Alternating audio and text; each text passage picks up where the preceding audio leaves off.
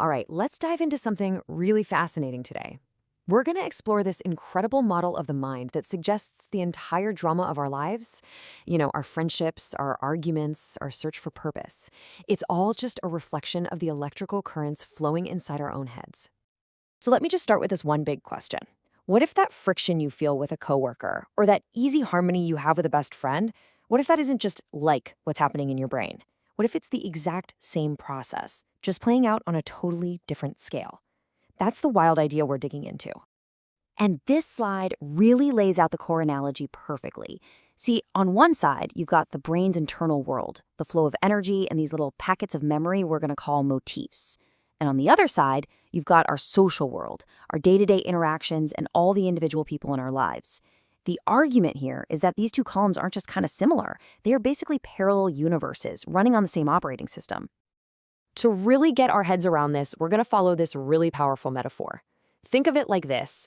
The journey of a single little memory packet inside your brain is a lot like a person's journey through society. It gets created, it looks for a place to belong, it runs into some trouble, and eventually it finds its place in the world. Okay, so to build this idea up from scratch, we have to start with the absolute basics. And first up are the literal physical currents that make up our thoughts. What we call a thought isn't really a static thing at all.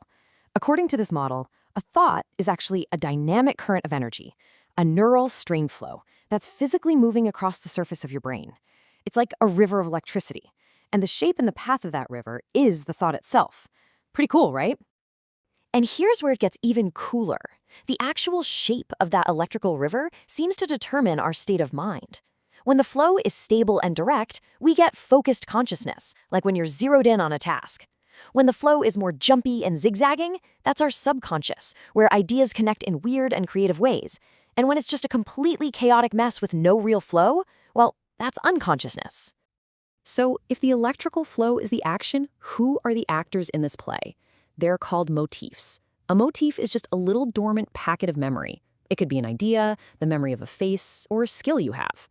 In our big analogy, this is like the newborn citizen in the society of your mind, just waiting for something to happen. So how does one of these motifs actually get made? Well, it's a three-step journey. First, a new experience, like, say, learning a new recipe, creates this little packet of energy. Think of it as a residual strain package. Then, this little package zips across the brain, kind of like a lost tourist looking for a familiar street. And finally, it finds a matching network of related ideas and plugs itself in, becoming a new permanent resident, a motif, and making that whole memory network just a little bit stronger. Okay, so we've got these currents and these little memory citizens. Let's see how this all comes together. How does this internal society actually figure out what's going on in the outside world? This brings us to a really critical question. We are constantly being hit with information. Some of it is real and structured, but a lot of it is just random noise. So how on earth does your brain tell the difference between a solid scientific fact and, seeing a face in a piece of toast? It really comes down to two completely different ways of perceiving things. On one hand, you have certainty. This is when a real structured pattern from the outside world, like looking at a chart of data, forces its pattern onto your brain. The flow just locks into place. But then you have wondering. This is what happens when you see shapes in the clouds or read a horoscope. Your brain is taking a pattern it already knows and just slapping it onto something vague. It's the difference between reality shaping you and you shaping reality. So we have all these little motifs, these citizens of the mind. What happens when they start to interact? Well, just like in any society, they bump into each other. They create conflict.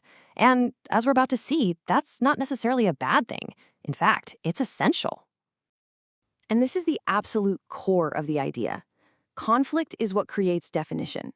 That friction between your ideas and someone else's is what literally draws the line. It's how your brain, and by extension you, figures out where I stop and the other begins. And the other isn't just one single thing, right? It exists on this whole spectrum. It's your family and community, who you feel connected to. But it's also your colleagues you work with, the rivals you compete against, and yeah, even the enemies you oppose. Every single one of these relationships, with all their different levels of conflict, helps to sharpen the definition of who you are. This model also gives us a really powerful and kind of heartbreaking definition of loneliness. It's a state of segregation where the I is totally cut off from the other. And what that means neurally is that the brain's motifs are just left sitting there, silent, isolated, unable to get activated by any kind of interaction. They can't join the flow. It's a neural silence that perfectly mirrors a social one. So these conflicts, these interactions that defined our boundaries, they don't just happen and then stop. They actually produce two of the most powerful forces that shape our connections, both in our heads and in our lives. When you resolve a conflict, it can really only go one of two ways. Love is the force that reduces conflict.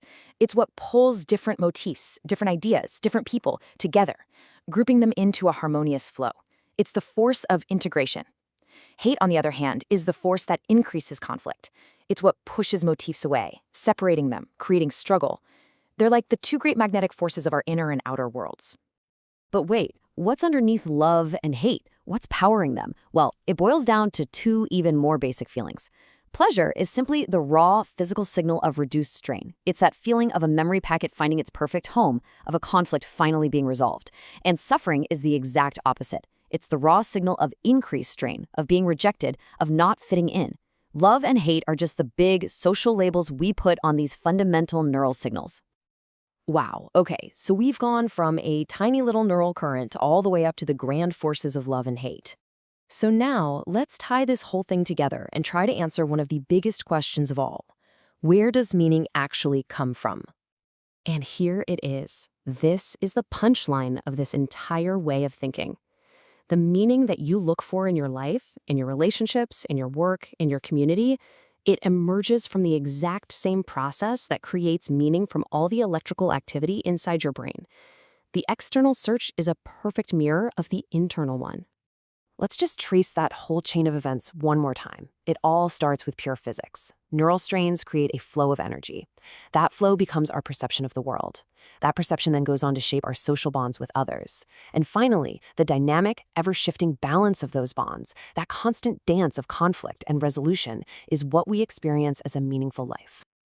So I'll leave you with this final thought. If meaning really is the product of balancing all these strains and working through conflicts, both big and small, it forces us to ask a really powerful question. What conflicts are you engaging with? What connections are you trying to balance? What are you building your meaning with today?